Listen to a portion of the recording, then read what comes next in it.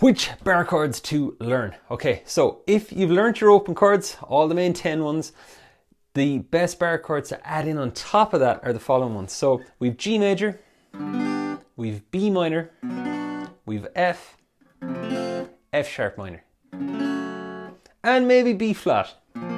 That isn't as essential, that one. So why are those the best ones to learn? Well, the deal is, you might have noticed if you're on Ultimate Guitar or you're on YouTube that there's times you're going along with your open chords and everything's fine, and next thing you see a chord name written and you're like, what's that chord?